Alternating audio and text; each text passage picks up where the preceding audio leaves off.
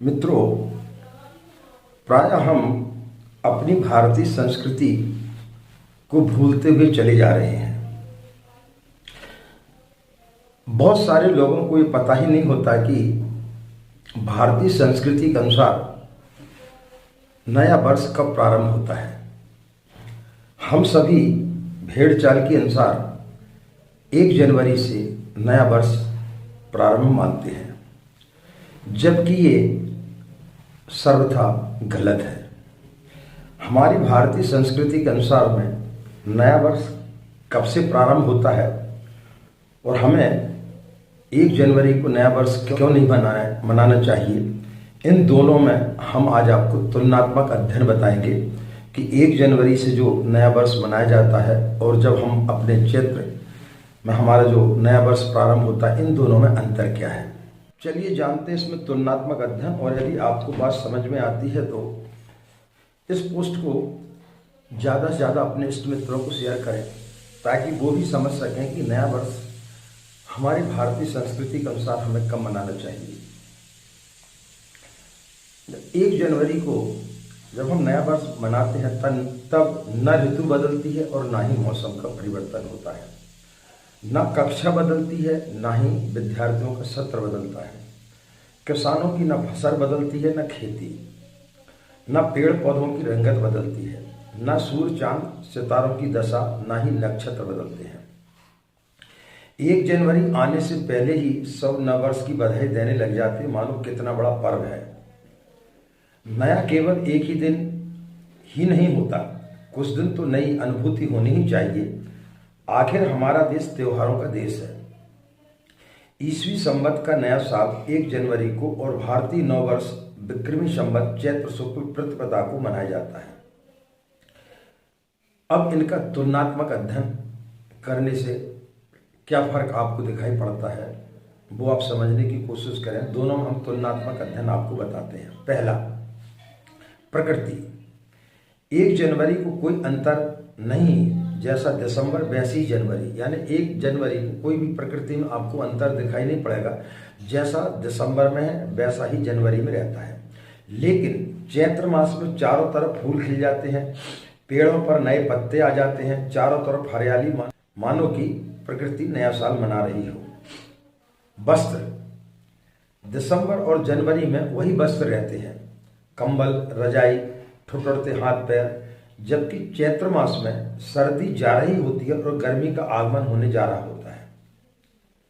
तीसरा, विद्यार्थियों का नया सत्र। दिसंबर जनवरी वही कक्षा, कुछ नया नहीं होता है, जबकि मार्च अप्रैल में स्कूलों का रिजल्ट आता है, नई कक्षा, नया सत्र, यानी विद्यार्थियों का नया साल प्रारंभ होता है।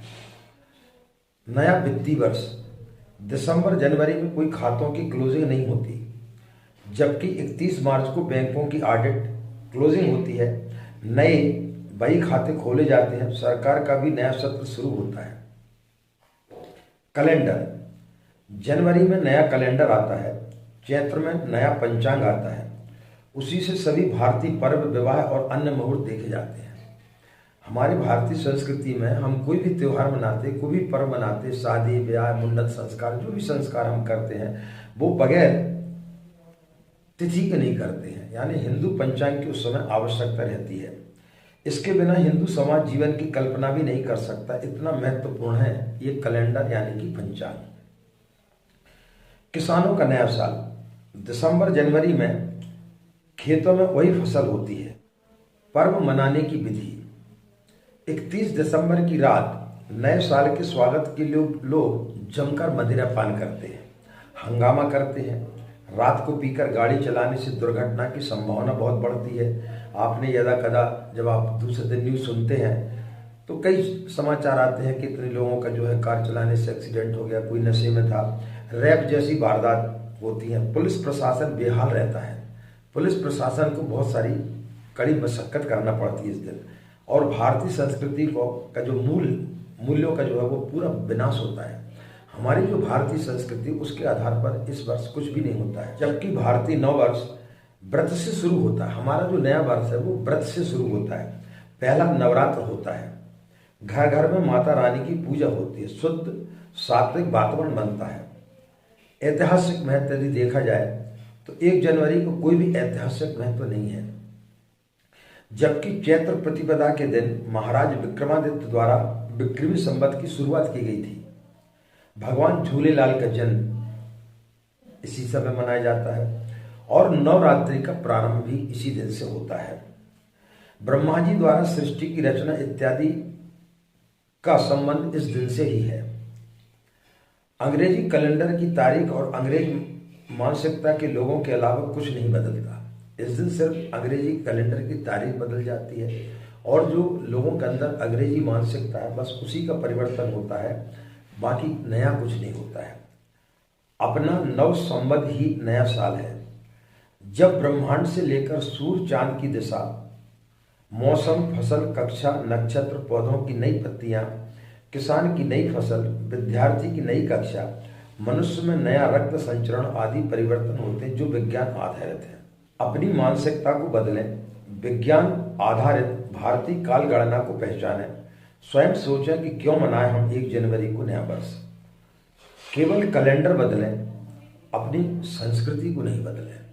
इस दिन सिर्फ आप कैलेंडर को जरूर बदलें, लेकिन हमारी जो धरोहर है, हमारी जो सनातन संस्कृति है, उसको हमें कदापि नहीं बदलना चाहिए।